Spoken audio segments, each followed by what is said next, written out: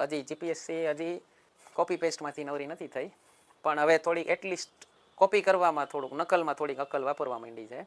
છેલ્લા 2-3 વર્ષ તો જે ગયા તા ખતરનાક, એકાદી વેબસાઇટમાંથી કોપી કર્યું હતું અને ભૂલ હતી ને વેબસાઇટમાં, તો આમાં ક્વેશ્ચનમાં ભૂલ એમ, અને વેબસાઇટે જે આન્સર કીધો અને જીપીએસસી આન્સર કીમાં દીધો, એવા એટલી ભૂલો સહિત છાપી માર્યું હતું.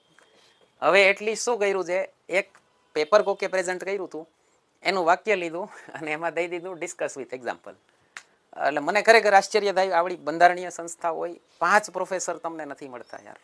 કોન્સ્ટિટ્યુશનના ગોતો, 5 ઇકોનોમિક્સના ગોતો, 5 જોગ્રાફીના. આ ડીવાયએસઓમાં મને ઘણા ક્વેશ્ચન એવા લાગ્યા, આપણે બંધારણમાં ડિસ્કસ કર્યા છે મારા ભાઈ, એમસીક્યુનો ક્વેશ્ચન જ નથી, તમે આમાં નાખી દીધો છે મારી પછાડીને. પહેલો મને જે આંખે ઉડીને નડે એ ભાઈ, તમે ગુજરાતીમાં ફેડરલ પ્રક્રિયા અને ગ્રાઉન્ડ લેવલ નાખો છો, તમે બંધારણીય સંસ્થા છો સાહેબ, અને તમે આ પેપરમાં ગુજરાતી ભાષાનું પેપર પૂછેલું છે, એમાં ભાષા અશુદ્ધિનો ક્વેશ્ચન હોય છે, તમે આવી ભાષા અશુદ્ધિ વાળો ક્વેશ્ચન પૂછી નાખો, કેટલું વ્યાજબી કહેવાય?